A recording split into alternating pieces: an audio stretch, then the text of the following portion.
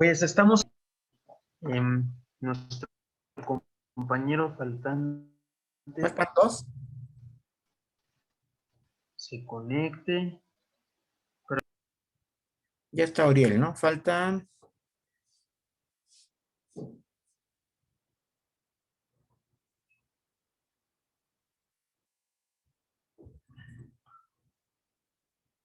¿Quién falta?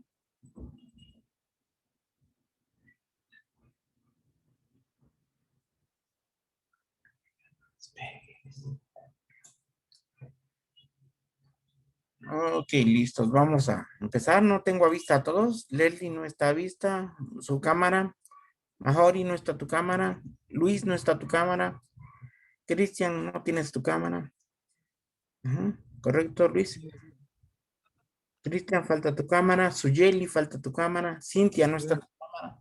Daniela, tu cámara.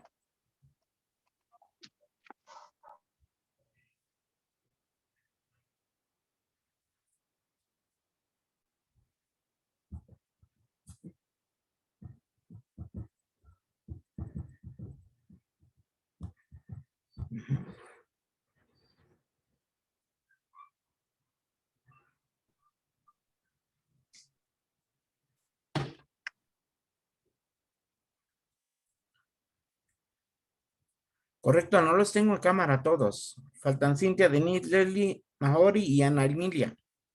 ¿Listos?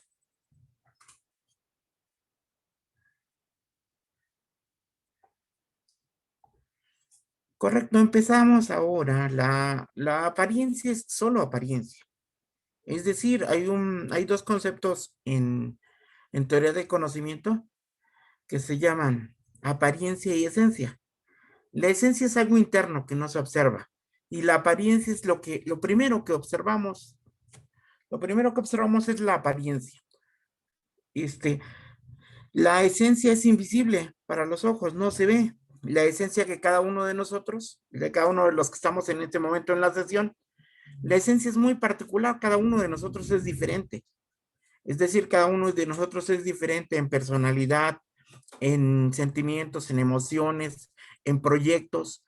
Cada uno de nosotros tiene una muy particular vida hacia un camino determinado, ¿de acuerdo? Y todo eso es muy diferente de la apariencia que tenemos todos, ¿de acuerdo?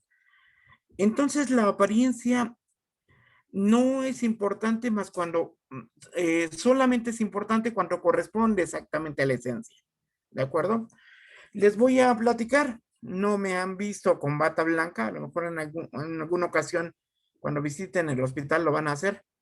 No me han visto en bata blanca porque no acostumbro usar bata blanca. La bata blanca, para empezar, me queda grande, ¿de acuerdo? La tiene que utilizar un gran médico, ¿no? Pero, ¿saben ustedes por qué usamos bata blanca los médicos o ropa blanca? ¿Tienen alguna idea? Sí, Bueno, tenía entendido que era para mantener dar tranquilidad al como paciente. reflejo de la pulcritud. Esa es una idea. Ajá. Aurora, ¿por qué usamos ropa blanca, bata blanca los médicos? Por cierto, Doctor, las enfermeras. compañeros, ¿sí me escuché? Sí, sí, te escucho. Dije hace unos segundos que para reflejar la pulcritud y la higiene. Esa es otra de las ideas sobre los componentes. Ajá. Uriel, ¿por qué usamos bata blanca? Sería para, bueno, según yo tenía entendido como concepto psicológico, se tiene la bata blanca ya que el blanco da un concepto de tranquilidad hacia el paciente, lo cual podría en algunos casos cuando el paciente esté estresado debido a la enfermedad, transmitir esa tranquilidad de que puede que todo esté bien hacia él. Se cortó un poco tu transmisión, ¿de acuerdo? Pero la idea la tienes por ahí. Suyeli, ¿por qué usamos bata blanca? Para darle seguridad a los pacientes y que se vea que está con una persona. Pues es que una vez nuestro profe de historia nos comentó que pues nosotros nos asemejábamos prácticamente a un carnicero, porque ellos también usan bata blanca, pero la diferencia entre ellos y nosotros es que nosotros tenemos el conocimiento de lo que hacemos y eso es lo que le damos a entender a los pacientes, una seguridad y confianza. Ahí hay una parte clave, es tener el conocimiento del porqué de las cosas, ¿de acuerdo? Ana Emilia, ¿por qué usamos bata blanca? Pues igual, porque se asocia a la vida, a la salud. No sé, como que el blanco es un significado muy pulcro. Sin embargo, Daniela, existe algo que se conoce como la hipertensión de la bata blanca. Es decir, hay algún grupo de pacientes, hay un grupo pequeño, no es un grupo grande, es un grupo pequeño de pacientes que se hipertensan cuando acuden ante un médico que tiene bata blanca. No todo el mundo, obviamente, ¿no? Pero el significado de la bata blanca tiene algún otro componente. Daisha, ¿por qué usamos bata blanca?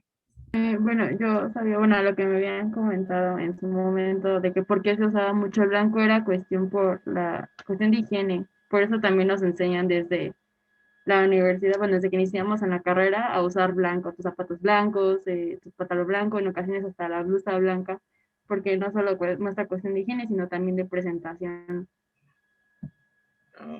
Ok, muy cercana, Laisha, muy cercana. Vean ustedes, las epidemias no son una situación nueva. Las epidemias son una situación histórica. A lo largo de toda la historia han habido, epidemias por diferentes gérmenes, ¿eh? Y cuando un germen diferente produce una epidemia, también termina con poblaciones enteras, ¿eh? Había ciudades de Europa que se quedaban con un tercio de su población. Había ciudades en Asia que se quedaban con la mitad de su población o menos después de una epidemia. ¿De acuerdo? Dentro de las epidemias que más causaron mortalidad en Europa, sobre todo en Europa, está la epidemia de tifo. La epidemia de tifo. Una bacteria. Pero esta bacteria tiene un vector. Un vector. Marlene, si hablamos de dengue, el vector es el mosquito. ¿Cómo se llama el mosquito? Aegyptus, ¿no? Aedes aegyptus. Aedes, ajá. Si hablamos de dengue, el vector es Aedes, ¿de acuerdo? Pero vean ustedes, si hablamos de tifo, el vector es el vector es un animalito muy particular que se llama piojo. Piojo. Entonces, sobre todo las epidemias de tifo, ajá, estaban asociadas con una ectoparasitosis. La ectoparasitosis por piojos, ¿de acuerdo? Piojos. Entonces, en aquel tiempo, cuando iniciaban las muertes y cuando las muertes no tenían explicación, ¿ah? No tenían una explicación, y los médicos tenían que empezar a hacer la investigación de a qué se debía esa mortalidad, empezaron a desarrollar, no por conjeturas, sino por adquisición de conocimientos en investigación, y desarrollaron la idea. Tifo es producto de una bacteria y esa bacteria tiene un vector, se llama piojo, ¿de acuerdo? Entonces empezaron a observar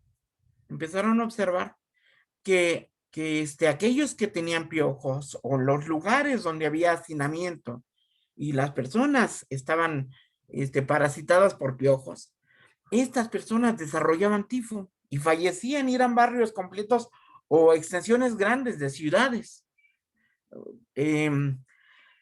Entonces se empezó a temerle a los piojos porque contagiaban el tifo, ¿de acuerdo? Antes del siglo XVI, XVII, ¿ah?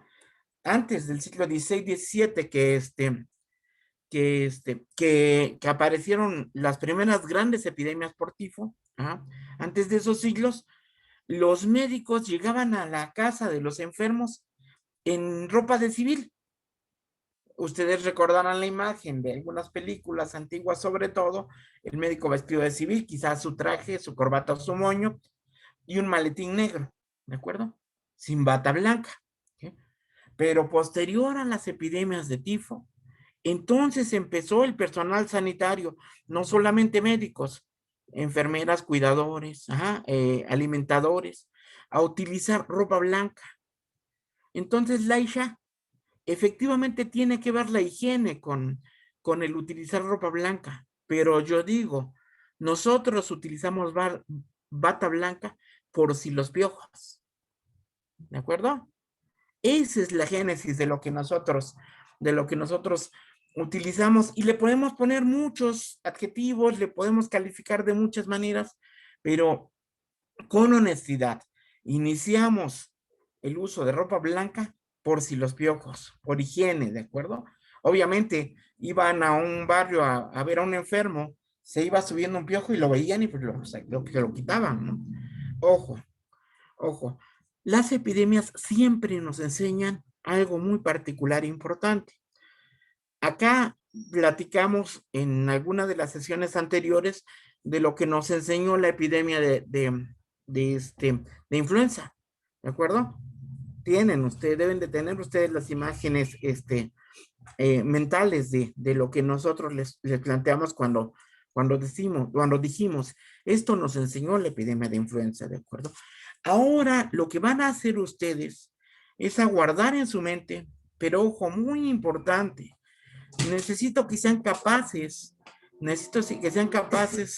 de desarrollar una plasticidad mental especial, y esa solo se logra si han logrado desarrollar una cosa que se llama fantasía, ¿de acuerdo? Si tienen capacidad de fantasía, es decir, si por alguna suerte a alguno de ustedes les gusta el anime, el manga, algunas situaciones de estas, van a saber que hay un grupo de gente especial, de cineastas especiales que se dedican a hacer cine para un grupo particular de gente.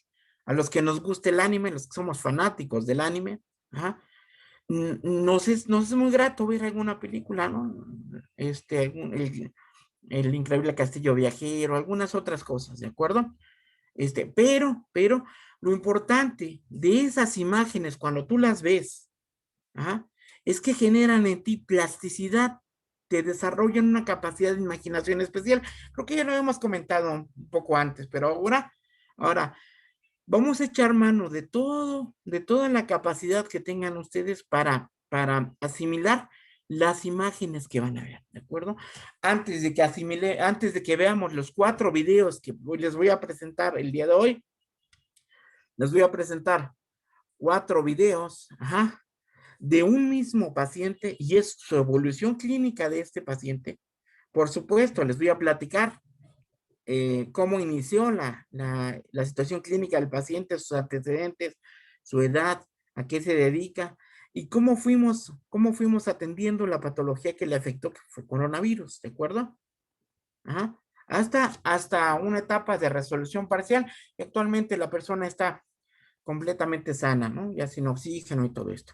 Pero bueno, esos 4 videos quiero que no pierdan ustedes detalle de ninguno de ellos, y de cada uno de ellos necesito que estén tan pendientes y tan concentrados que al momento que ustedes tengan una imagen en el video que quieran que expliquemos en particular, nos detenemos y lo explicamos en particular, ¿de acuerdo, Maori? Por cierto, ¿se pronuncia Mahori o Maori? Maonri. Perdón. Pero es que lleva una R. Es por el fonema R después de N. Porque Ya. No, o sea, No se necesita complica llevar para la doble lengua R. decir Ok. Maón, o sea, no se podría con una sola R. Pregunta, ¿cuál es el origen de tu nombre? Maonri fue un profeta de la antigüedad, de la época de la Torre de Babel, que junto con su hermano Jared y el pueblo jaredita viajaron desde el antiguo continente hacia las Américas, guiados por Dios. Es un nombre que podemos encontrar en la Biblia, es bíblico. No, en realidad viene del Libro de Mormón. Es historia. Perdón, mormón es religión, no bíblico, es mormón. No es bíblico. Correcto, no te preocupes. Muy bien. Entonces, ojo, cada uno de los elementos que vamos a observar en los videos como son videos, tienen la característica de que se presentan en movimiento. En el momento en que ustedes digan, perdón, tengo una duda, lo detenemos y observamos eso nuevamente. El video que quieran volver a ver completo, lo volvemos a ver completo, ¿de acuerdo? ¿Sí? Les di muy pendiente, porque a cualquier pregunta vamos a tratar de dar respuesta, ¿de acuerdo? Johan, a cualquier imagen que te surja alguna duda, por favor, la pregunta inmediata, ¿de acuerdo? Okay. Entonces empezamos con la presentación. Porque vamos a platicar acerca de algunas manifestaciones radiográficas en insuficiencia respiratoria aguda, cuya causa principal es coronavirus, ¿de acuerdo? Típicamente se produce un retraso de hasta 12 horas desde la instalación de la insuficiencia respiratoria hasta que se ven algunas alteraciones radiográficas de tórax, ¿de acuerdo? Las alteraciones radiográficas son un poquito tardías en algunos casos. El hallazgo más precoz, el primer hallazgo, son opacidades parcheadas, son parches diseminados, zonas mal definidas en ambos pulmones. Son opacidades heterogéneas de bordes irregulares, más o menos redondeadas, pero diseminadas en parches, ¿de acuerdo? El aspecto recuerda el edema del espacio aéreo de origen cardíaco. Sin embargo, salvo porque el tamaño del corazón suele ser de tamaño normal en coronavirus, el edema tiene una distribución diferente. Ojo, el edema pulmonar en coronavirus tiene una distribución en lóbulos inferiores y periférica, ¿de acuerdo? Tiene una distribución más periférica.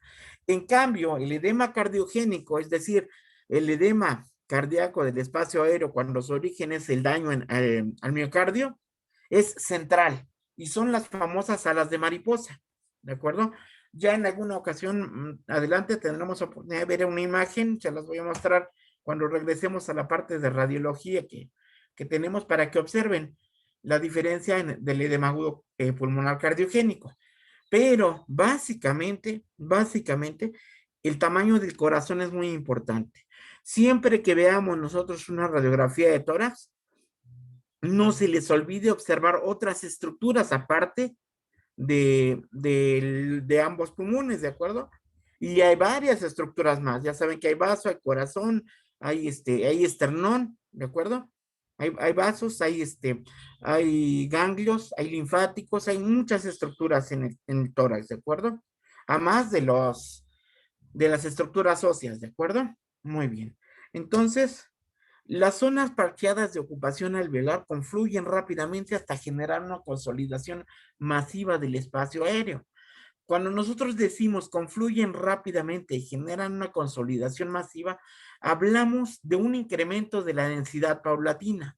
Primero van a ver ustedes, y sobre todo lo van a ver en estos 4 videos que les voy a presentar, primero van a ver imágenes de parchecitos aislados, pequeños.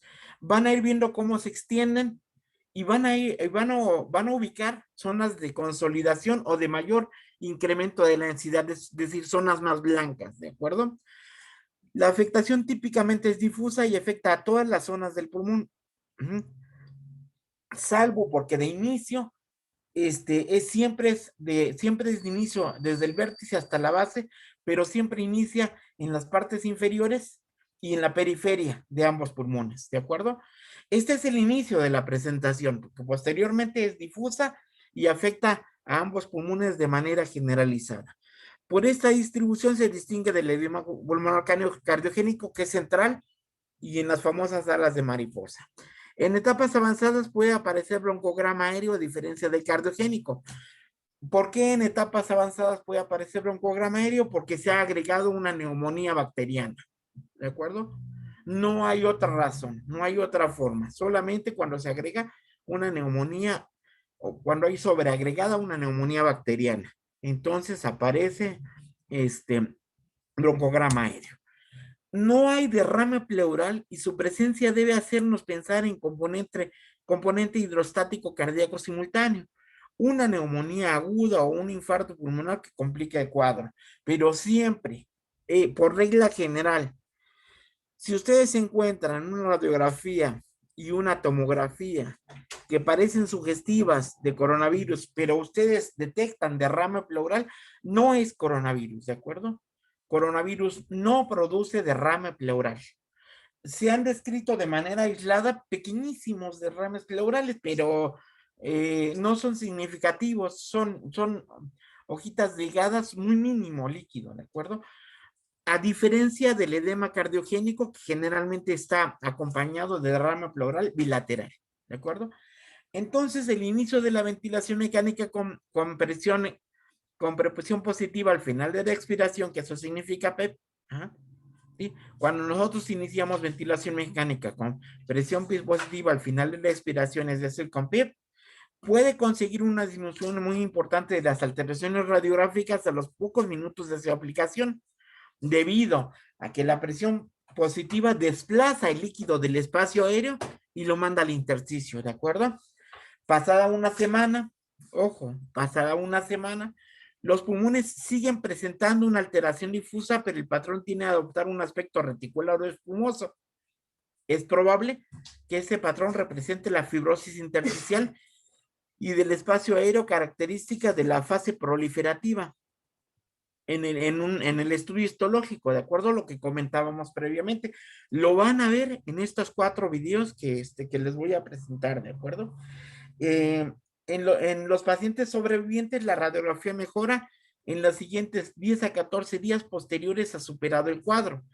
Ojo, el cuadro de insuficiencia respiratoria que ha requerido ventilación mecánica, porque el patrón reticular grueso de proceso fibrótico tarda de 6 a 8 semanas más y a veces hasta 10 semanas o 12 en irse desvaneciendo, ¿de acuerdo? La tomografía computada de alta resolución también depende, también depende del estadio. En las fases precoces se muestran imágenes de ocupación alveolar parchadas, difusas en zonas no declives o una opacidad mixta en vidrio despulido y del espacio aéreo. Ojo que esto es lo que vamos a ver en la primera tomografía donde hay afectación en el paciente que les voy a presentar, ¿de acuerdo? Son frecuentes el broncograma aéreo y muy pequeños derrames pleurales pueden ocasionalmente aparecer, pero por regla general no hay derrame pleural en coronavirus. Posteriormente, en la fase exudativa, la consolidación se hace más homogénea y afecta zonas de declive. Estamos hablando de la fase exudativa tardía, ¿de acuerdo? Durante la fase de proliferación fibrótica, a menudo se identifica una disminución de la densidad global del pulmón y un aspecto reticulado, grueso, burdo, una red gruesa, ¿de acuerdo? Y complicaciones como enfisema intersticial, neumotórax, bulas o quistes subpleurales, que ustedes ya vieron una tomografía con bulas, ¿de acuerdo? O bulas o quistes subpleurales. Ok, independientemente de la disponibilidad de técnicas diagnósticas y de tratamiento actualizado, la mortalidad supera 50%. En todo el mundo, hay pocas instituciones que digan que no tienen una mortalidad del 50% en pacientes con insuficiencia respiratoria asociada a COVID. En nuestro país solo hay una institución que tiene 32% de mortalidad, es decir, es más alto el índice de resolución de la patología una vez instalada insuficiencia respiratoria aguda que la de mortalidad. Entonces, esa institución es el INER. Solo el INER tiene ese porcentaje de éxito en su trabajo, ¿de acuerdo? Solo el INER en México, comparado con instituciones privadas como Ángeles del Pedregal o otras, ¿de acuerdo? Y en el mundo pocas, ¿no? El hospital de Sinaí de Estados Unidos también tiene un índice alto de sobrevida, ajá, que supera el 60% como el INER, ¿no? Los pacientes que fallecen por insuficiencia pulmonar suelen mostrar una disminución de la distensibilidad progresiva y un empeoramiento del intercambio gaseoso irreversible. Es decir, cuando tenemos un empeoramiento del intercambio gaseoso, significa una desaturación que no responde al tratamiento, entonces estamos ante un fracaso inminente, ¿de acuerdo? Cuando sostenemos la saturación de un paciente, cuando esta saturación va mejorando, entonces tenemos una evolución con términos más mejores, ¿de acuerdo? En estadios terminales puede producirse barotrauma o hipercapnia, incluso en presencia de una gran ventilación minuto, como en la ventilación tipo JET. Hasta aquí dejamos esta parte, posteriormente comentamos esto que sigue, nos va a faltar todavía, pero la parte más importante de todo esto es que entramos a la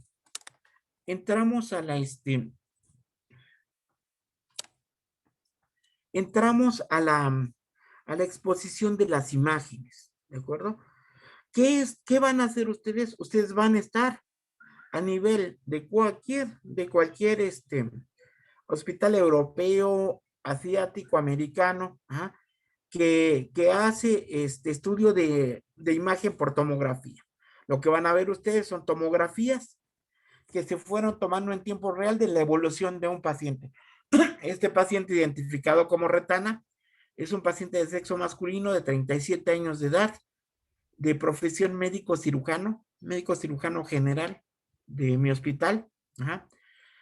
Este paciente tiene un antecedente muy importante y el antecedente más importante de este paciente es que no tiene diabetes, no tiene hipertensión, no tiene alguna otra comorbilidad aparente, pero él presentó influenza en la epidemia de influenza del 2009. En la epidemia de influenza del 2009 él presentó neumonía enfermedad por influenza. No sé si neumonía, pero enfermedad por influenza presentó en 2009. ¿De acuerdo? Este es el antecedente más importante porque recuerden, siempre hay la posibilidad de tener una predisposición, así como hay quien tiene resistencia para las enfermedades virales, hay quien tiene cierta predisposición para enfermarse de enfermedades virales. ¿De acuerdo? Entonces, este paciente, esa es la situación. ¿Qué pasó con este paciente? Bueno, pues en mayo, junio, su familia enfermó de coronavirus.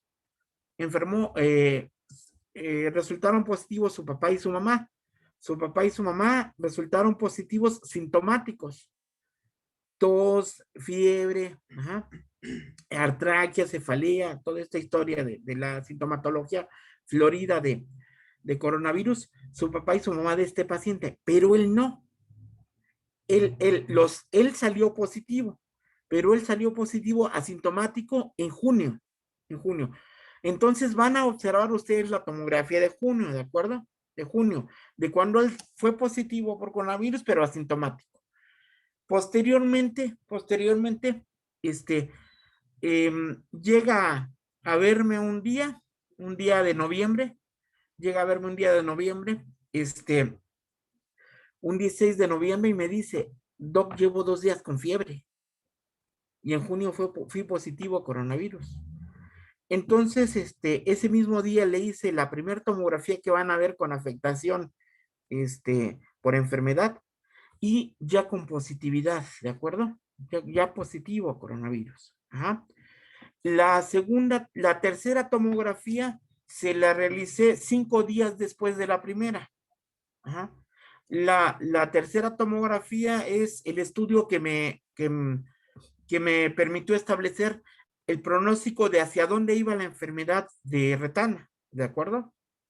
Y nos permitió la intervención inmediata, la tomografía del 20 de noviembre. Ustedes van a escuchar las fechas cuando veamos los videos. Ajá. Finalmente tuvimos una intervención afortunada en Retana y tenemos una última tomografía fechada el 17 de diciembre, ya asintomático, ¿de acuerdo? Y en periodo de recuperación. de enfermedad respiratoria aguda grave, SARS-CoV-2, con una afectación con neumonía e insuficiencia respiratoria, ¿de acuerdo? Entonces vamos a ver los 4 videos. Empezamos por el video de junio, cuando fue positivo asintomático.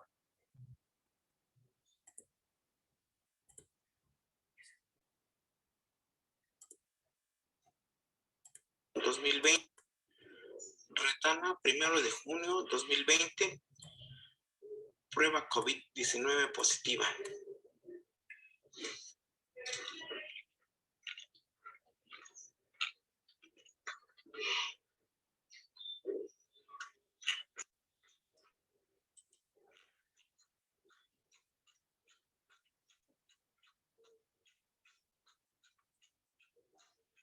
Están observando ustedes las partes inferiores de los lóbulos inferiores. Va progresando rápido. Esos son los lóbulos inferiores y todos tienen la densidad normal del parénquima pulmonar, ¿eh?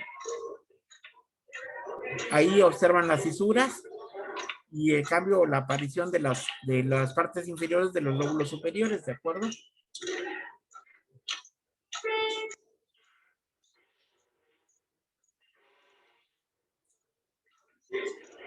Todos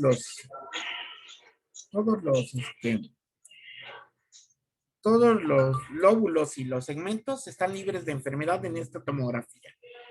Entonces, esto que acaban de observar es una tomografía sin afectación. Asintomático. Y el asintomático, ¿de acuerdo?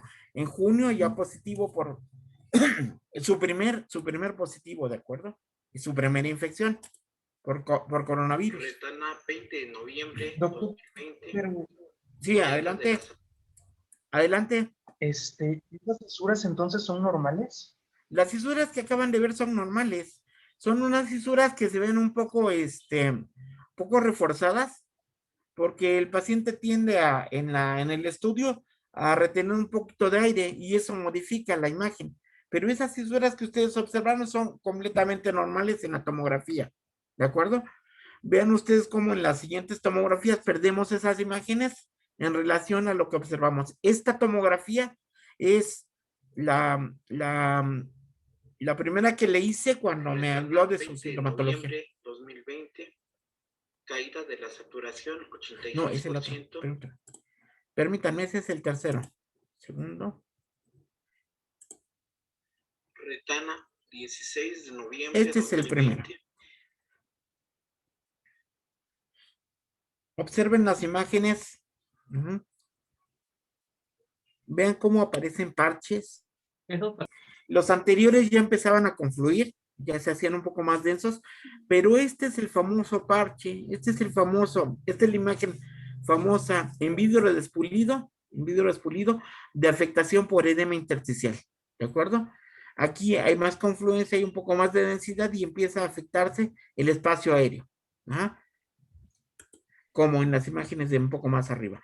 Pero observen, por favor, observen cómo vamos a tener muchas más imágenes. Observen esta, en vidrio despulido en parches diseminadas. Observen.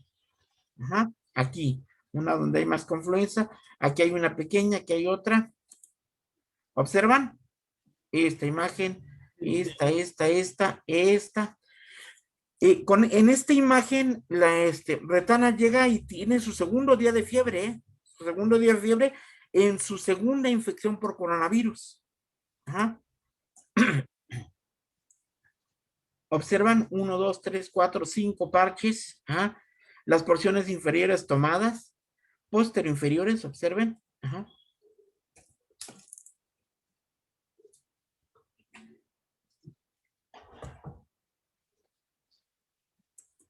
Entonces, ¿qué tenemos? Imágenes en vidrio despulido, en parches diseminadas desde las porciones superiores hasta las porciones inferiores. El que yo se las presente así, desde la parte hasta abajo, no quiere decir que así empezaron. Siempre empiezan en las partes inferiores y van subiendo. Pero cuando nosotros estamos viendo un estudio tomográfico, podemos empezar a verlo desde esta parte, desde los lóbulos inferiores como la primera tomografía, o de los lóbulos inferiores como esta proyección. ¿Hasta aquí tienen alguna duda? segundo día con fiebre. Ahora sí, el tercero. Entonces, esto que acabamos de observar es los lóbulos superiores. No, lo que acabamos de observar es todos los pulmones. Acabamos de observar los pulmones. Acabamos de observar los pulmones desde las partes superiores hasta las partes inferiores. ¿Es el segundo? Ok, gracias. Mira, otra vez. De noviembre 2020. Perdón, en la tomografía anterior vimos todo, desde los lóbulos superiores, pero bajando hacia los lóbulos inferiores, ¿de acuerdo? Y observamos imágenes en parche diseminadas desde las partes superiores, desde las partes de los lóbulos superiores hasta las inferiores. 5 días después, esta es la tomografía del 20 de noviembre, la primera fue el 16, esta es la tomografía del 20 de noviembre. Quiero que observen los cambios que les voy a ir señalando. 86%. Esta es la parte clave.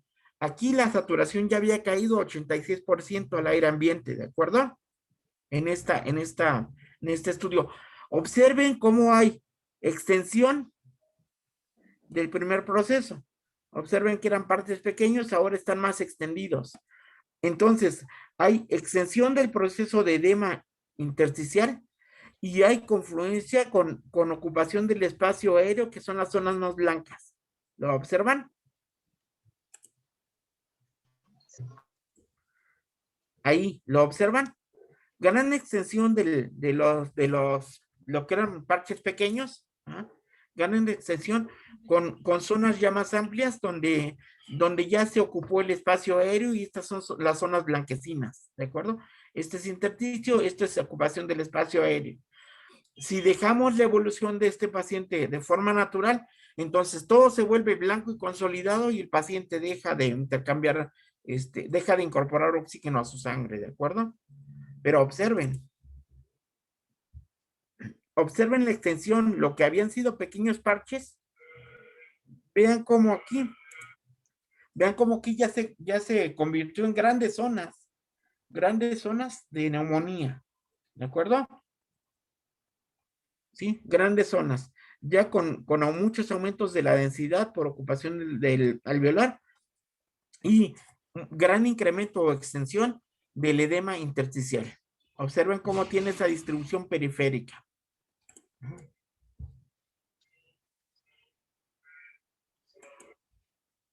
Observen todas estas zonas afectadas.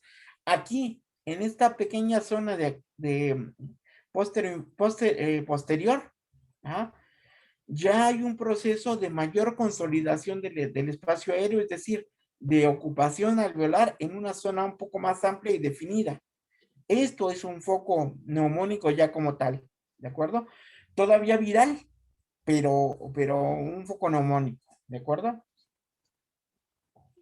¿Hasta aquí alguna duda? Doctor, ¿Sí? había comentado en el video anterior que el inicio de las zonas de afectación empezaba de inferior hasta superior.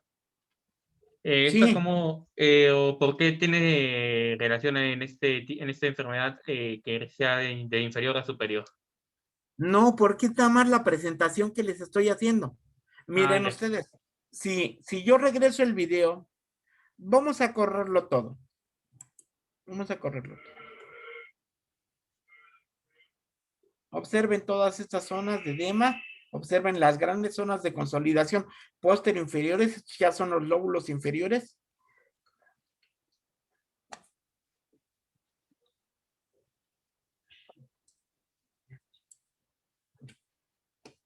Sí, sí, observan, estos ya son los lóbulos inferiores. Ahora quiero que observen ustedes.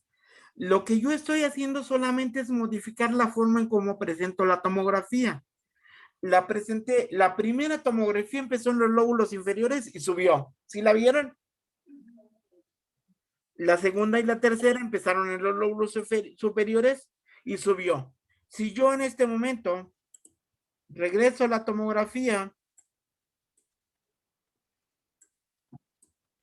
van ustedes ir viendo de los lóbulos inferiores, hacia la parte superior. ¿Sí me entienden? Sí, doctor. Sí. ¿Ah? Entonces, no tiene que ver con la aparición, no tiene que ver con la aparición del edema. Aquí lo que estoy haciendo es presentarlo desde la parte superior a la inferior, pero también puedo presentarla desde de los lóbulos inferiores hacia los superiores, ¿de acuerdo? Pero esa es la presentación del video. El edema siempre empieza en los lóbulos inferiores, se extiende periférico y se va hacia arriba. Lo que quiero que vean es que si esto fuera una fotografía fija, tendríamos esa imagen, ¿de acuerdo? Pero como tenemos en la tomografía múltiples cortes, esos múltiples cortes son los que yo puedo ver en el video que corre en tiempo real, ¿de acuerdo? Ahora, Ok, doctor, una pregunta. claro que sí. Bueno, y si no soy erróneo, en la tuberculosis usualmente son los lóbulos superiores los que se ven afectados, o si son los Sí. lóbulos inferiores, pues nos referimos a la parte apical de los mismos. Ah, Pero en el caso de coronavirus, ¿qué parte es la que primeramente se ve afectada o no hay como tal siempre se ve afectada los lóbulos inferiores. Siempre inicia en los lóbulos inferiores y se va desarrollándose hacia los lóbulos superiores y la afectación termina siendo generalizada. Ajá. Por eso les decía, si yo regreso al video, vamos a ver los lóbulos inferiores y vamos a ver la afectación desde abajo hacia arriba. Y van a observar ustedes cómo, están observando en esta parte que yo he detenido, esta gran afectación en los lóbulos inferiores, ajá, pero ya se extendió hasta los lóbulos superiores, ¿de acuerdo? Ya evolucionó. Aquí en esta tomografía que yo les estoy mostrando, la parte relevante de la misma es que aquí ya hay caída de la saturación porque ya está afectado mayormente el parénquima pulmonar. Ya hay mucho menos parénquima pulmonar sano que lo afectado por neumonía viral, ¿de acuerdo? Entonces observen todas estas zonas que son afectadas. Estas son las que primero se afectan y de aquí se va hacia los lóbulos superiores. En la afectación, en tiempo real de desarrollo de la enfermedad. Cuando yo se los presento en video, presento primero los lóbulos inferiores y voy bajando por una situación de comodidad, pero recuerden el primer video en donde yo les presenté los lóbulos inferiores primero y luego yo iba subiendo. ¿De acuerdo? ¿Sí lo ubican? Sí. Muy bien. Doctor, gracias. 2020, caída de la saturación, Es que lo estamos 86%. Vemos el último. Ahora vamos a ver el último video. Retana, 17 de diciembre de 2020. Correcto. Antes de que avancemos al ver este video, quiero comentarles qué hicimos cuando vimos el video anterior. Es decir, nosotros vemos una afectación inicial en la tomografía que vieron como número 2, con parches pequeños, y nosotros en ese momento iniciamos tratamiento esteroide de dexametasona, ¿de acuerdo? A los 5 días tomamos el tercer video, que es el que acaba de terminar ahorita, y cuando nosotros tomamos ese tercer video y observamos esa progresión de la enfermedad, entonces nosotros decimos, está al final de la fase exudativa tardía y este es el momento de intervenir, porque de otra manera ya no va a haber regreso. En este momento nosotros trabajamos con tocilizumab. Ajá. Cuando observamos el tercer video, la tercera tomografía que les he presentado, nosotros decimos, la enfermedad se está extendiendo y está avanzando rápidamente. Y eso fue 5 días después. Como había llegado la primera tomografía con 2 días de fiebre, entonces en la tercera tomografía estábamos al séptimo día de evolución de la enfermedad. ¿Qué hicimos ahí? Trabajamos con iniciamos tratamiento biológico con retana. Es decir, ese mismo día de la segunda tomografía de noviembre, le administramos 200 miligramos de tocilizumab intravenoso y se administra 200 miligramos en 100 mililitros de solución fisiológica a pasar en 1 hora. Ajá. Y le administramos una segunda dosis 12 horas después, 200 miligramos más. En total, retana recibió 400 miligramos de tocilizumab y posterior a esos 400 miligramos pasaron 72 horas, se estabilizó la saturación, ya no hubo mayor caída de la saturación, mantuvo saturaciones entre 94 y 95 con oxígeno suplementario en mascarilla, con bolsa reservorio. Ajá. Y posteriormente lo ingresamos, se fue de alta a su casa con oxígeno, ¿de acuerdo? Se fue de alta a su casa con oxígeno, continuó con tratamiento, en su casa. Ajá. Y esta tomografía del 17 de diciembre es posterior a que pasó la enfermedad, por lo menos la enfermedad aguda. Lo que vamos a observar aquí en esta cuarta tomografía es la tomografía del doctor Retana, con las imágenes residuales de lo que fue la neumonía por COVID. Es decir, con algunas imágenes fibróticas que les voy a ir explicando. ¿Hasta aquí tienen alguna pregunta?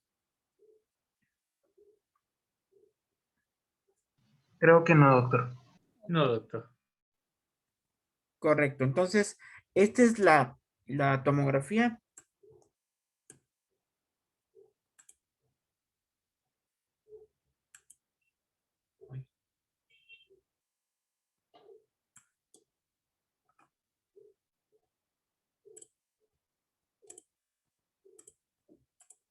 Retana 20.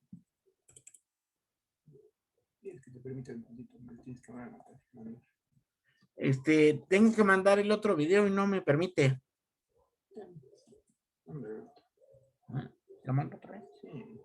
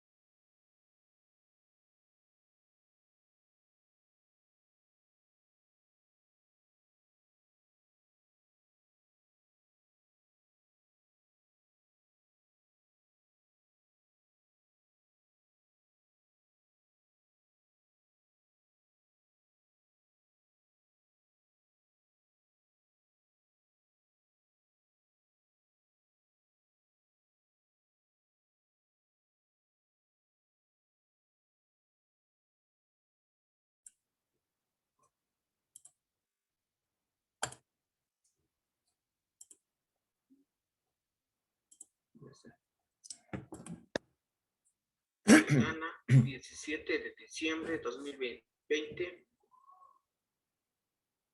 Asintomático. Observen estas zonas de aquí como líneas. Por favor, observen estas líneas gruesas. Este es engrosamiento de paredes de los vasos. Se llama engrosamiento perivascular. Hay engrosamiento también bronquial, ajá, en estas zonas. Y esto es lesión residual. Esto es una fibrosis que queda en los pacientes que han tenido neumonía por COVID.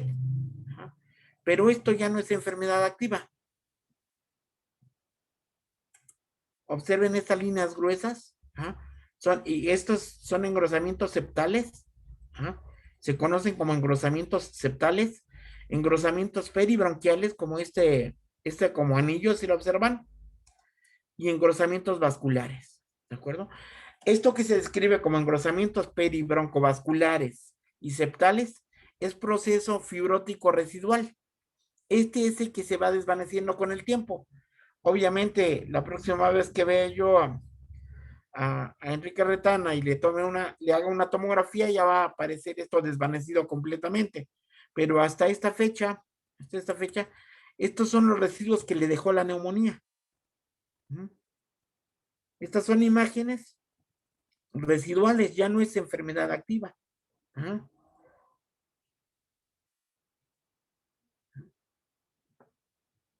Vean ustedes estos grosores, ven esto grueso. Esta es una red gruesa, burda. Pero aquí ya es solamente secuelas, ¿de acuerdo? Estas son secuelas. Miren, vean ustedes esta línea gruesa, vean, todo esto son secuelas de lo que fue la neumonía que padeció el doctor Retana.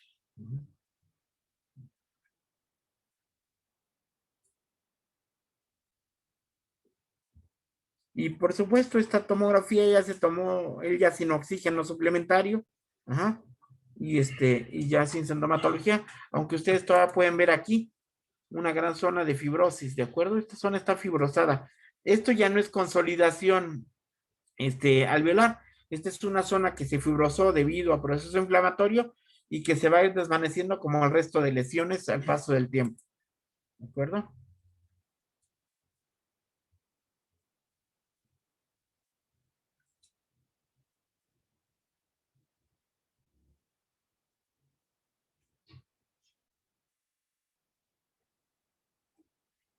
¿Alguna pregunta aquí?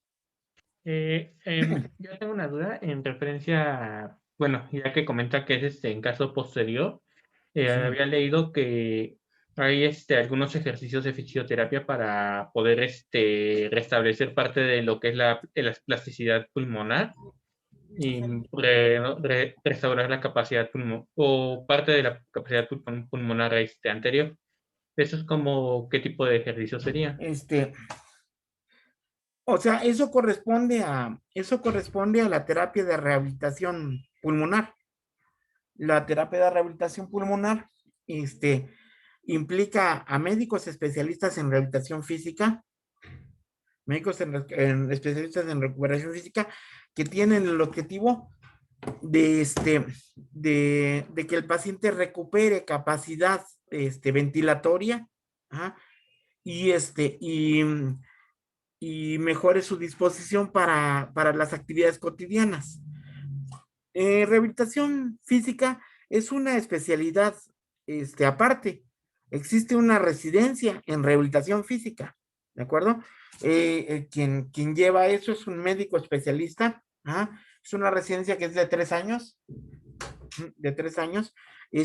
Y no solamente es rehabilitación pulmonar, también hay rehabilitación para pacientes que han sufrido eventos vasculares cerebrales, hemorragias cerebrales, para quienes han tenido accidentes con lesiones medulares que tienen posibilidad de restablecerse. Pero aquí los ejercicios tienen que ver con actividades que permiten recuperación de la fuerza muscular. Recuerden, cuando tenemos un paciente con coronavirus, este paciente tiene básicamente disnea y este paciente se queda postrado la mayor parte del tiempo, es decir, o está recostado o está sentado, pero estos pacientes evitan cualquier tipo de movimiento porque les genera incomodidad, la incomodidad de la disnea, ¿de acuerdo? Esta condición hace que se pierda precisamente condición física. Es decir, lo primero que se pierde es fibras musculares y fuerza muscular. Como ya habíamos platicado, la bomba muscular es importantísima para la ventilación. Bueno, se pierden fibras del diafragma, se pierden fibras de los músculos accesorios de la respiración y el paciente tiene una debilidad para con la ventilación. Lo que hace el rehabilitador, el médico en rehabilitación física, es recuperar la fuerza muscular de los músculos de la ventilación, diafragma, accesorios, ajá, a través de diversos ejercicios y actividades, ¿de acuerdo? Entonces, esto lo hacen primero en un programa supervisado. El médico en rehabilitación ubica el grado de secuela del paciente y establece un programa muy particular para esa persona, ¿de acuerdo? Este programa es diferente para todas las personas. No tienen un cuadernillo, no tienen un esquema especial para todos. No. Establecen un programa especial para cada uno de los pacientes. Ajá. Algunos de ellos pueden llevar actividad de bicicleta fija con el oxígeno suplementario, otros pueden llevar actividad en caminadora, otros pueden llevar ejercicios en cama o sentados, ¿de acuerdo? Algunos llevan ejercicios especiales para la ventilación con labios fruncidos, ¿ah? Que es una especialidad es una especie de resoplido especial al que se entrena a los pacientes para mejorar la fuerza del diafragma. Y hay muchas otras técnicas que incluyen también las de higiene bronquial, ¿de acuerdo? Entonces, la parte de la rehabilitación es importante, pero nosotros en neumonía viral por coronavirus, no todas las personas, no todos los enfermos han requerido rehabilitación física. Algunos se recuperan de manera muy espontánea. Enrique Retana no requirió rehabilitación física, no requirió que lo enviáramos al centro de rehabilitación física. ¿Ah? Nosotros en el instituto tenemos un centro de rehabilitación física para pacientes post-COVID que se encuentra en las instalaciones del IMSS, frente al Hospital Juárez de México. Ahí abrieron un centro especial para pacientes post-COVID que requerían rehabilitación, pero Enrique Retana no la requirió. Se recuperó de manera espontánea posterior a rebasar la fase más aguda de la neumonía que ustedes vieron en la tercera tomografía. Ajá. Y no requirió rehabilitación como tal. ¿De acuerdo? Ok. Ahora, ¿en qué condición está actualmente Enrique Retana? Bueno, pues Enrique Retana está en una condición de una licencia de trabajo protectora, porque cuando yo investigué que él había tenido infección por influenza, luego una primera infección por coronavirus y luego una segunda infección con neumonía grave, pensé que él tenía una predisposición especial para enfermedades virales. Lo que hice fue investigar sus niveles de gamma globulinas y a él le encontré una agamaglobulinemia, es decir, una deficiencia congénita en producción de gamma globulinas, especialmente las que van en relación a las enfermedades virales. Ajá.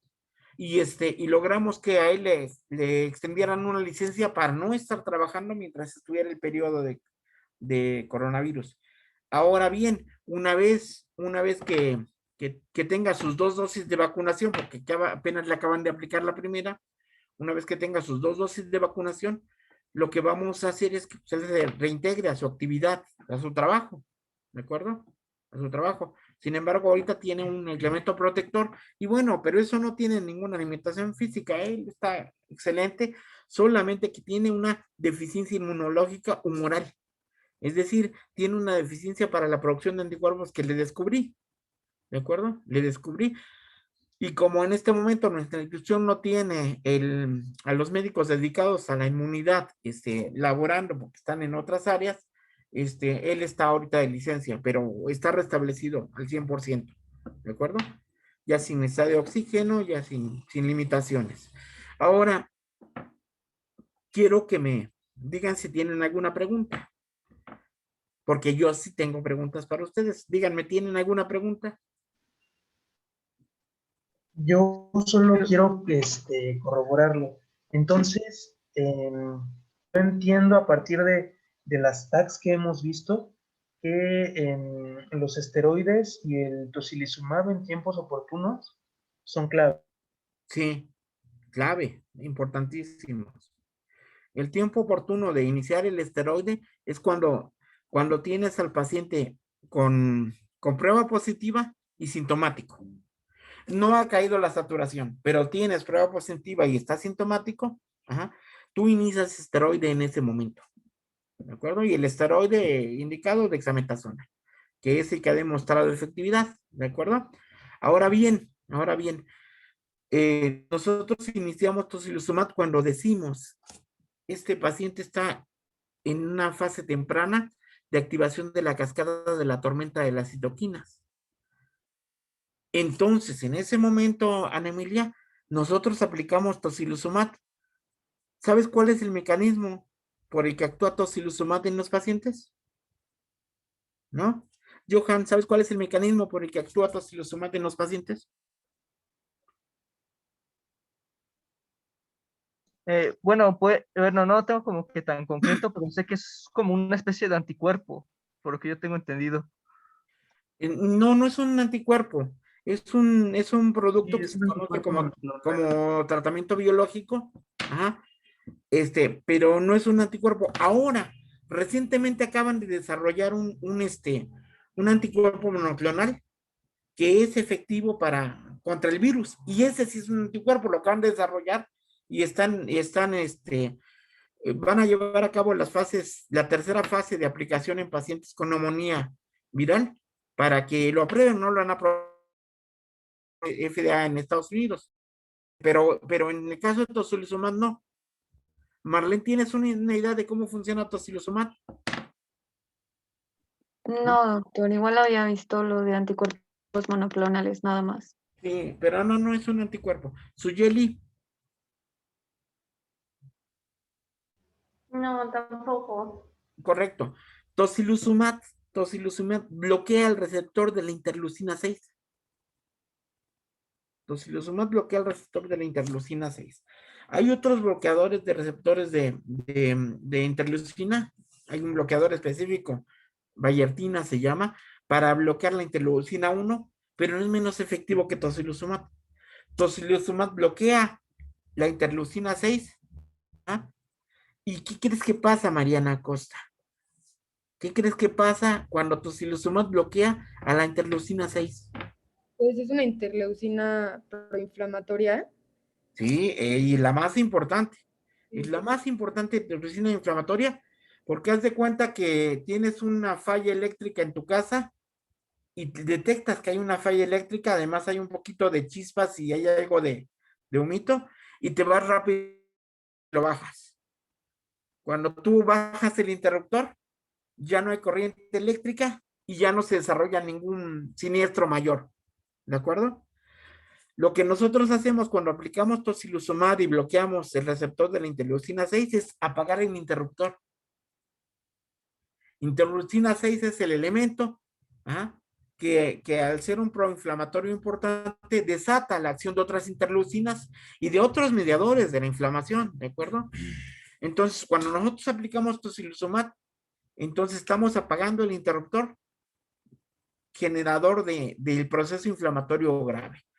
¿Qué es lo que ocurre? Yo quiero preguntarte, Aurora, si has visto muchos pacientes, como en el caso de Retana, que hayan salido adelante en relación a haber tenido una neumonía así de grave.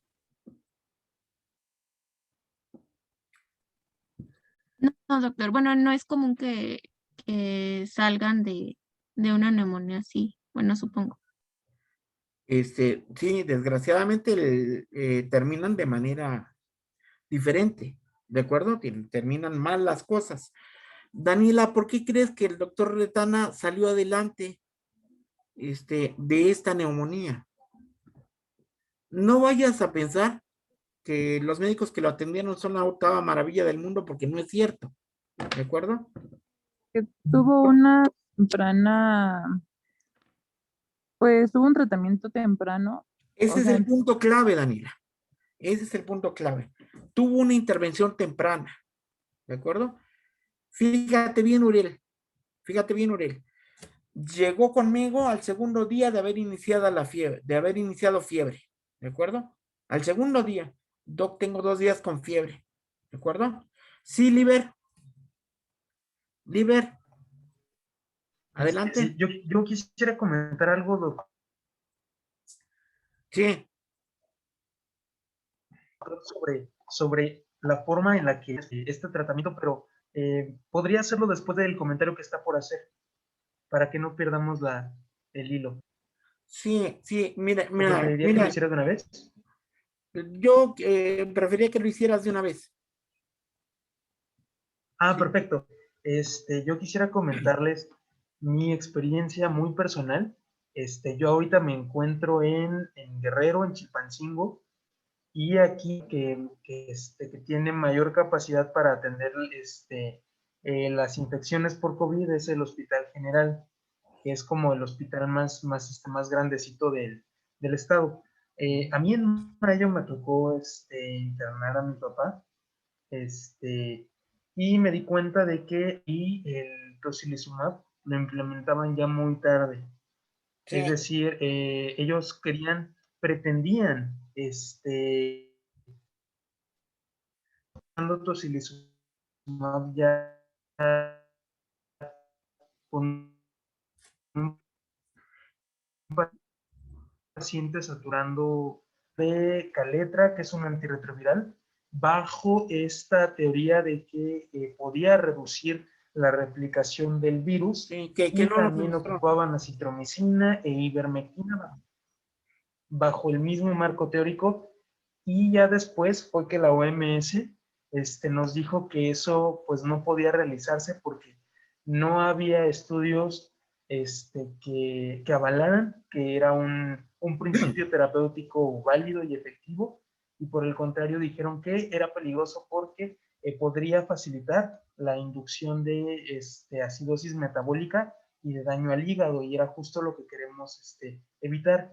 Entonces, después de este comentario, mi Sí. pregunta para usted, doctor, es, ¿esa es su postura sobre usar ivermectina, acitromicina y Kaletra, que deberíamos de seguir las indicaciones de la OMS?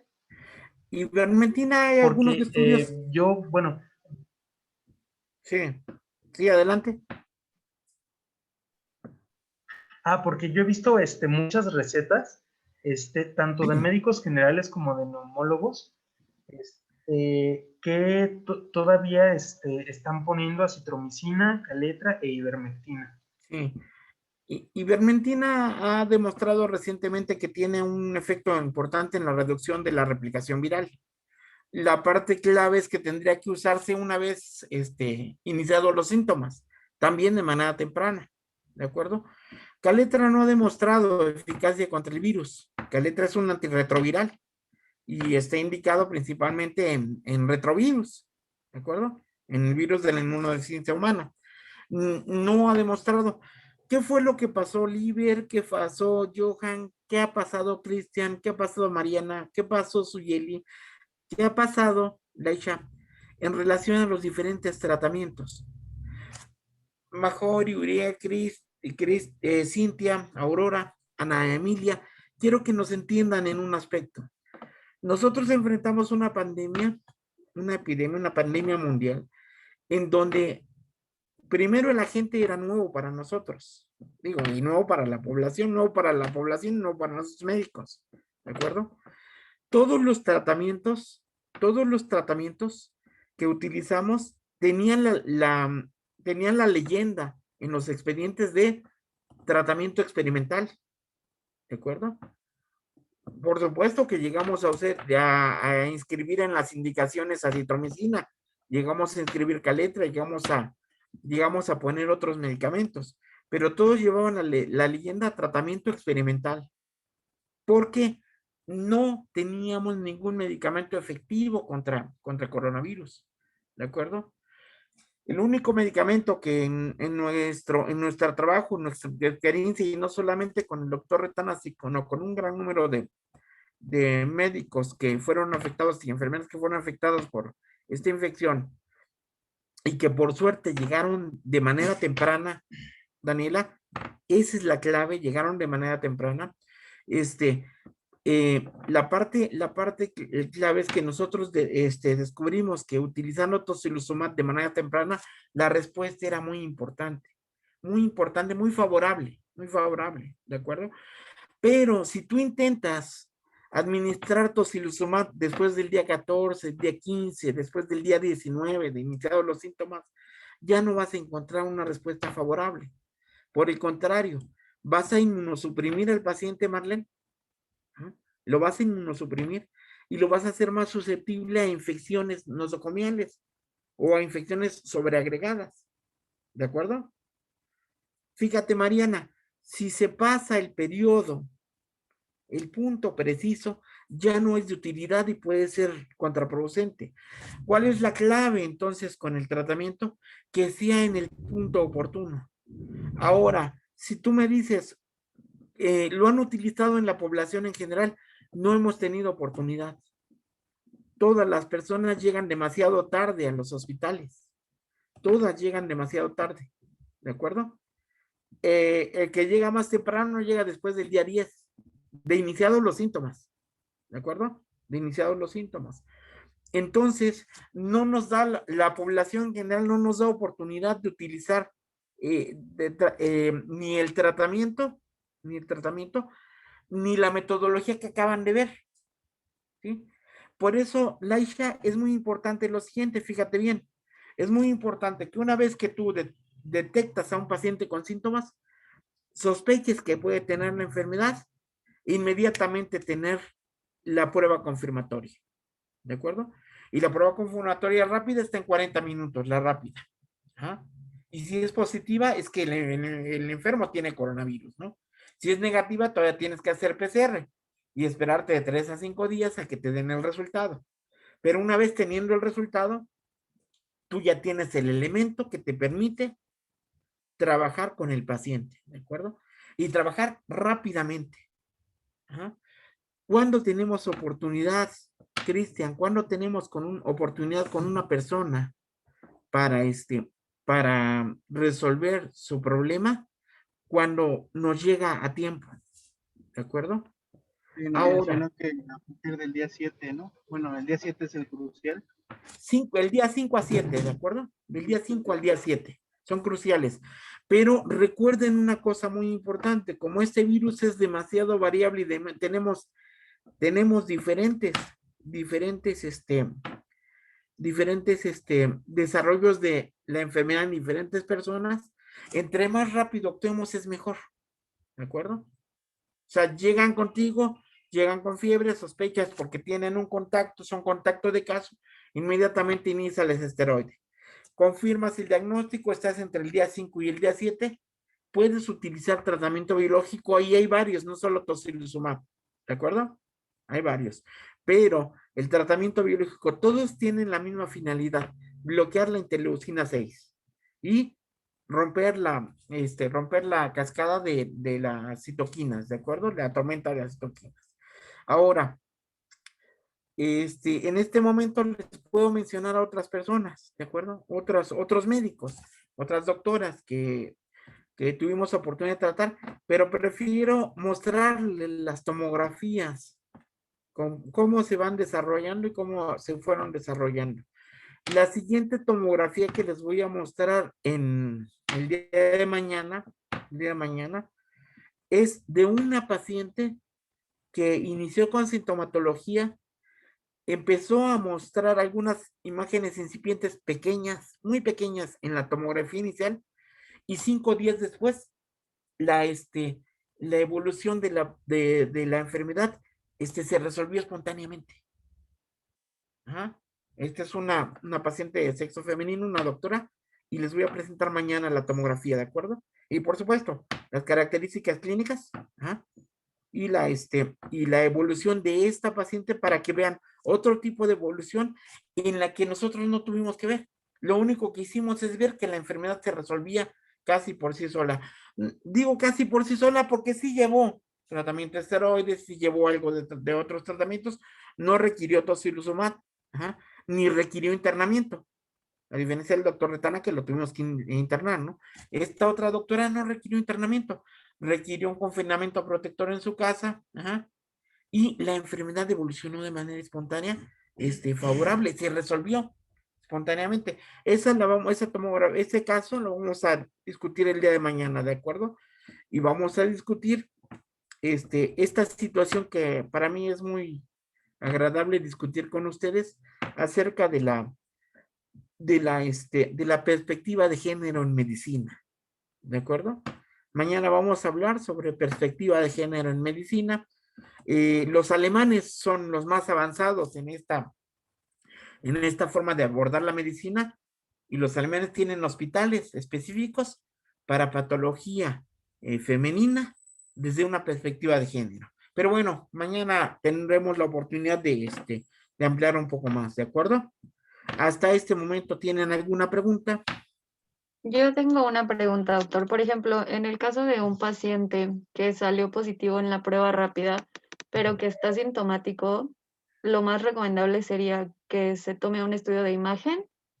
Sí, Ok. estudio de imagen y vigilancia, ¿sí? Acuérdate, estás ante una enfermedad en la que el pronóstico no es fácil establecerlo. No se te vaya a ocurrir decirle a una persona que salió positiva y que está sintomática, no te preocupes, lo tuyo va a ir bien, ¿no? Porque al tercer día cae la saturación y ya no está tan bien, ¿sí me entiendes? O al cuarto día inicia la fiebre y ya no está tan bien como al principio, ¿sí me entiendes? Lo que tú debes de desarrollar en relación a diferentes patologías, no solo la neumonía viral, que es lo que tenemos actual como un elemento muy importante social que nos sigue pegando muy fuerte, ¿no? Sino ante cualquier enfermedad, Marlene, ante cualquier enfermedad que tú diagnostiques, lo más importante es que tú desarrolles cautela, que seas muy precavida, que seas muy cuidadosa de que tu paciente reciba la información que corresponde en relación a su enfermedad, ¿de acuerdo? Si tú tienes un paciente con un tumor canceroso, no tienes que decirle, híjole, ¿qué cree? Ya está bien avanzado y no podemos hacer nada. No, tienes que buscar la metodología para clasificar ese tumor y ubicarlo en el tratamiento que corresponde en el momento preciso para que tu intervención sea la adecuada. ¿Sí me entiendes? Ya me agradaría mucho que alguno de ustedes hiciera especialidad en oncología médica o oncología quirúrgica, ¿no? Es un área extraordinariamente importante, ajá, y que por supuesto, requiere de fortaleza de ánimo y de fortaleza de su generación de ustedes, ¿no? Gente joven, ¿de acuerdo? Entonces, Marlene, ¿qué vas a hacer si tienes un paciente positivo asintomático? Tratarlo con cautela, ser muy precavida, ¿eh? Necesitamos tu estudio de imagen. 5 días después vuelvo a tomar otro estudio, continúas asintomática, no ha cambiado la imagen, síguele vigilando. ¿Hasta cuándo? Después del día 14.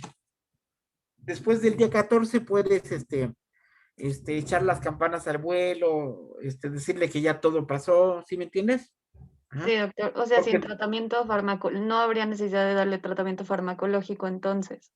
asintomático, no.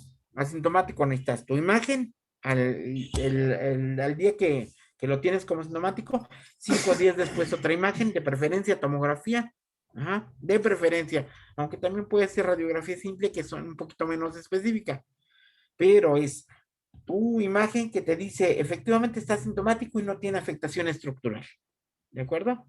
Luego, bueno, porque la segunda tomografía que vieron, la del 16 de noviembre de Retana, llegó caminando conmigo. Llegó caminando, no había desaturación, nada más que había estado con fiebre, ¿me entiendes? Entonces tomamos la tomografía del 16 y vimos la afectación que se iba a generalizar, ¿no? Dijimos, esta se va a generalizar. Ajá. Y se generalizó en la tomografía de los 5 días posteriores. Si tú tienes en este paciente asintomático un primer estudio de imagen limpio, perfecto. El de los 5 días sigue limpio, puedes seguir actuando con cautela, con más tranquilidad. Después del día 14 ya no hubo cambios, ya no va a haber. ¿De acuerdo? Ya no va a haber porque se resolvió la enfermedad. Ajá. Sí, Ok. doctor, gracias. Mariana, ¿alguna pregunta?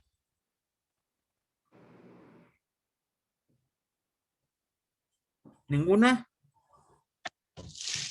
Yo, doctor, Daniela. yo tenía un primo que presentó síntomas después del 31 de diciembre y después de 3 días, presentó síntomas, lo llevaron pues a consulta y ya había salido positivo, ¿no? En COVID y le mandaron solamente anticoagulantes, ivermectina y, ay, no me acuerdo qué otra cosa. Ajá. Era no. Bueno, el punto es que se murió. Ajá. Y Sí, ¿por qué mandan ivermectina o cómo se llama es que no me acuerdo cuál otra, pero es para, pues, es sí, mira, Daniela, lo que ocurre es lo siguiente, es que a él lo trataron como, no te preocupes, esto ya se va a resolver, tómate esto, bla. No es así como se trata a los pacientes. No puedes tratar a un paciente si no sabes cuál es la afectación del tejido pulmonar, ¿sí me entiendes?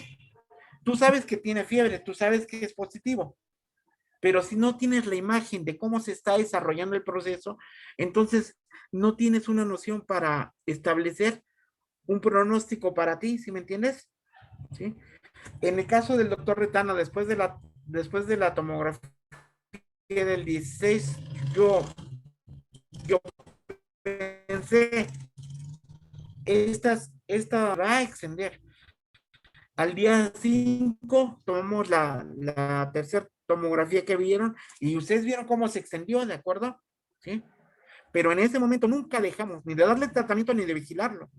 Cuando vimos que cayó la saturación, dijimos, esto es más grave, se internó, se le dio suplemento de oxígeno, se le complementó el tratamiento esteroide y con el biológico, y la respuesta fue favorable. Pero, la mayoría de las veces no se tiene este abordaje. Este abordaje, Daniela, nosotros lo hemos aprendido en el camino. ¿Sí me entiendes? A nosotros nadie nos dijo desde Wuhan, desde China, nadie nos dijo, miren, háganle así. No nos dijo nadie. ¿Sí? Nosotros tuvimos que trabajar en base a la experiencia nuestra, a nuestro trabajo con los pacientes y a nuestra respuesta. Ajá. No sabes la cantidad de personas que nos hubiera gustado que salieran adelante y que no salieron adelante. ¿Sí me entiendes? Pero, casi todos por llegar de manera tardía, ¿de acuerdo? Al hospital, o por haber tenido un abordaje inadecuado de la patología, ¿de acuerdo? Entonces, pues sí. Es que literalmente después de que le dieron su tratamiento, pues yo creo que a los 2 días ya había fallecido, o sea, le faltó el aire y pues ya, se fue. Sí, es que no, yo creo que no se midió el tiempo en el que desarrolló la enfermedad. A lo mejor tuvo algún síntoma leve que no toman en cuenta y cuando empezaron el tratamiento, era tardío y no supieron ubicar que probablemente él ya era susceptible de tratamiento con ventilación mecánica, ¿sí me entiendes? No con medicamentos y observación, sino con ventilación mecánica. Y hay elementos para saber cuándo un paciente ya necesita ventilación mecánica. ¿Y qué creen? Adelante de la presentación que estamos haciendo, un poquito más adelante ya, vamos a empezar a comentar y a hablar acerca del tratamiento con ventilación mecánica. ¿De acuerdo? ¿Cómo se aborda, cómo se diagnostica al paciente que requiere ventilación mecánica? Y cómo se aborda al paciente con ventilación mecánica. Pues voy a necesitar que vayan revisando algunas cosas, ¿no? ¿Qué es un ventilador mecánico? ¿Cuáles son las indicaciones de la ventilación mecánica? Todo eso lo van a ir revisando porque lo vamos a volver a ver ahora que entremos a la parte del tratamiento de la insuficiencia respiratoria con base en la ventilación mecánica. Seguramente, Daniela, si el día que vieron que tu primo estaba mal y le han intubado, quizá hubiera tenido una oportunidad, por lo menos en cuanto a generar tiempo para respuesta al tratamiento, ¿sí me entiendes? Pero es que, o sea, fue muy rápido, o sea, lo detectan positivo, creo que ese mismo día lo llevan, le dan su tratamiento y a los 3 días pues ya, sí, o sea, no le hizo nada. Sí, es posible, sí, evolucionó naturalmente la enfermedad. y evolucionó muy rápido, pero quizá les hizo falta observar qué características tenía para saber si desde el primer día que lo vieron necesitaba tratamiento con ventilación mecánica. Bueno, y que ver que pues él tenía mucho sobrepeso. Y comorbilidad, ¿no? Sobre todo comorbilidad, ¿de acuerdo? Pero ojo, vamos a ver los casos porque los vamos a seguir revisando. ¿Ah? Vamos a revisar los casos, vamos a revisar casos de pacientes con comorbilidad, ¿sí? Sobre todo vamos a hablar de una doctora, de apellido Galán. Les voy a presentar su evolución, su tomografía. Es una paciente con obesidad, ¿de acuerdo? Una doctora con obesidad importante, con tabaquismo, y que también tuvimos una respuesta por fortuna favorable en ella en relación a lo rápido que llegó con nosotros o que le diagnosticamos, ¿de acuerdo? Ok, ¿alguna otra pregunta? Sí, profesor, yo tengo otra. Adelante, Johan. Bueno, respecto ahorita a la cuestión que hablaban de tratamientos y otras cosillas, que bueno, por ahí hablaban la famosa hipoxia feliz, ¿no? Que mucha gente la toma de a juego, ¿no? Sí. Pero, sin embargo, ahí cuando nos mostró la tomografía, nos mencionó ciertos focos neumónicos y algunas zonas que tuvieron fibrosis. Por ejemplo, en casos que esas zonas o esas regiones llegasen a ser bastante grandes o en bueno, sí, en este caso a varios niveles del pulmón, sí se puede llegar a requerir un trasplante pulmonar. Y también, por cierto, en los tratamientos, qué tan controversial es esto de la vitamina D, que tanto ahorita como que está despegando y jalando gente, ya que la vitamina D, pues, tengo entendido que modula los iones de calcio y fósforo, y eso, pues obviamente participa en el sistema inmune regulando muchas partes, o muchos procesos.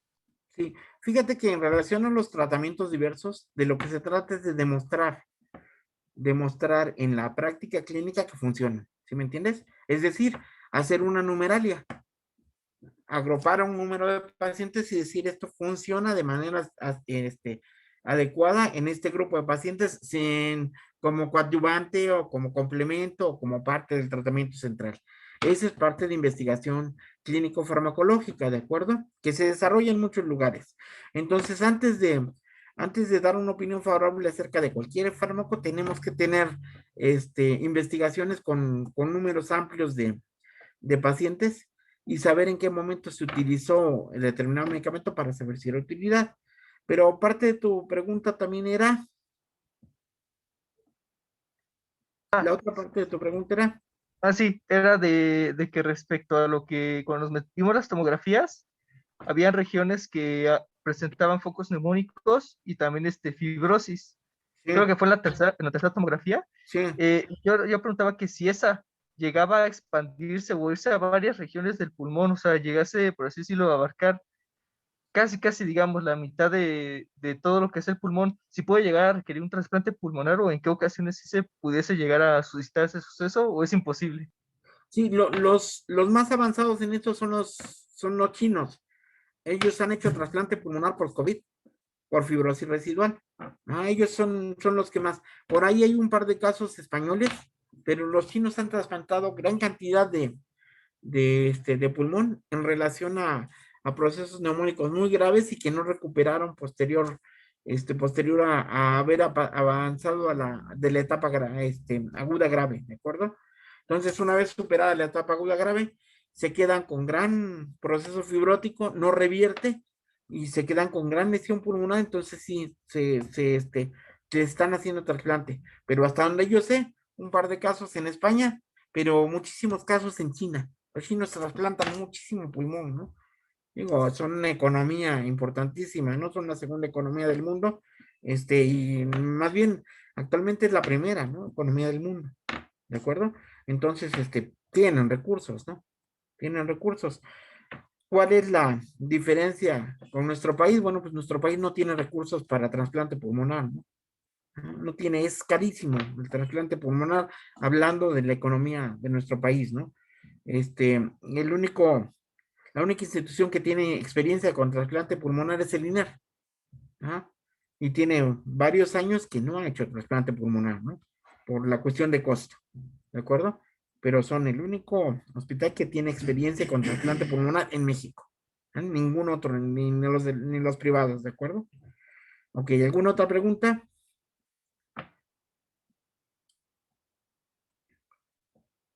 ¿Ninguna?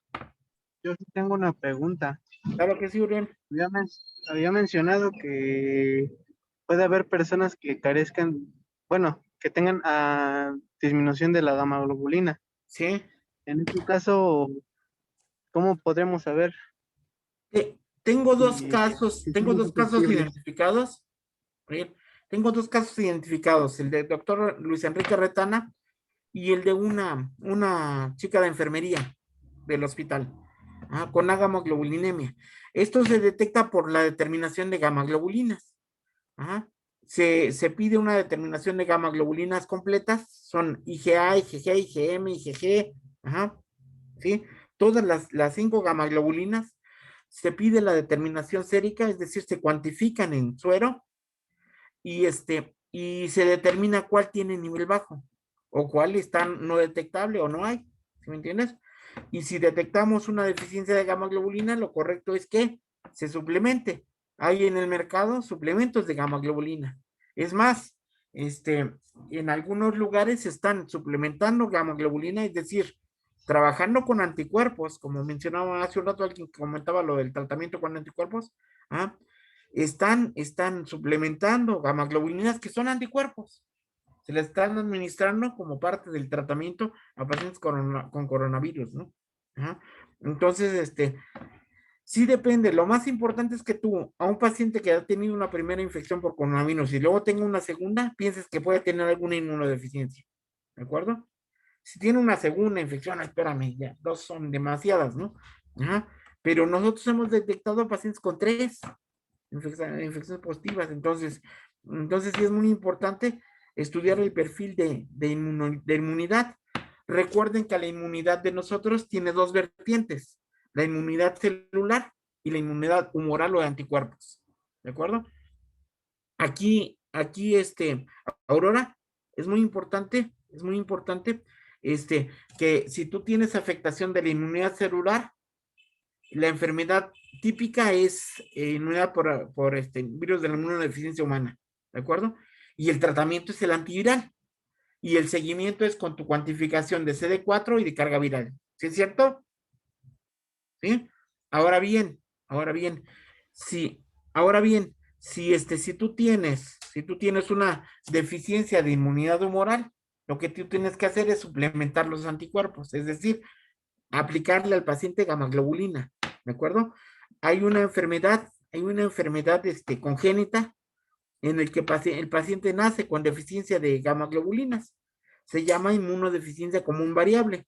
Por favor, lo revisan hoy o mañana temprano, revisen inmunodeficiencia común variable, platicamos acerca de ella un poco más si gustan, pero a estos pacientes se les tienen que suplementar gamma-globulinas, se les tiene que administrar con una periodicidad que va de 3 meses a 6 meses, de acuerdo a como lo necesiten, ¿de acuerdo? Ok, entonces, bueno, las inmunodeficiencias son muy importantes, sobre todo para la respuesta, Daniela. Quizá el virus, generó enfermedad grave en tu primo, pero pudiera haber tenido alguna inmunodeficiencia que no le permitió salir adelante, ¿de acuerdo?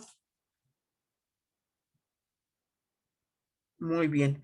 Al momento, ¿alguna otra pregunta? Sí, doctor. ¿Alguna otra pregunta a todos?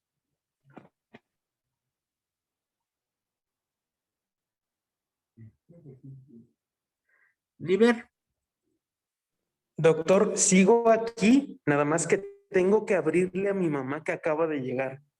Me voy a despegar de mi computadora 2 minutos, pero llevo aquí la clase en el teléfono. No te preocupes, sí. Entonces, bueno, mañana continuamos con la presentación. La presentación es pues lo más amplia que hemos podido hacer, lo más que hemos podido recopilar de investigación, tanto bibliográfica como de trabajo que hemos realizado. Mañana la continuamos y mañana presentamos 2 videos de una misma persona, de la doctora que les comenté, de la doctora Miriam Macoco, para que observen una evolución diferente, ¿de acuerdo? A la que vimos ahora y la que hemos visto, ¿de acuerdo? De la misma enfermedad. Si no tienen alguna otra pregunta, concluimos el día de hoy. Ok, Doctor, Muy gracias. bien. Buenas Doctor, noches a solo para todos. corroborar. Tenga buena noche, Entonces, doctor. para mañana Buenas vamos noches, a doctor. hablar del ventilador. ¿Mandé?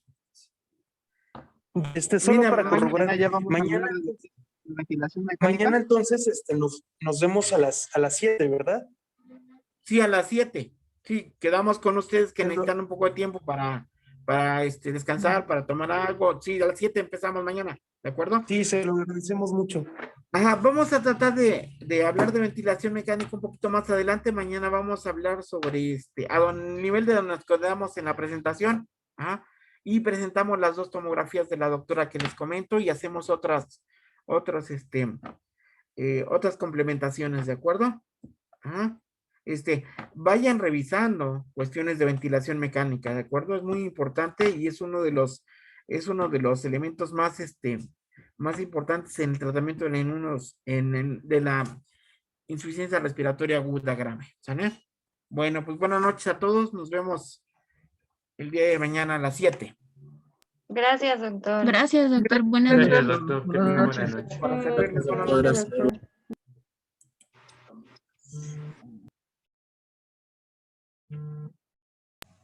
No nos íbamos a quedar.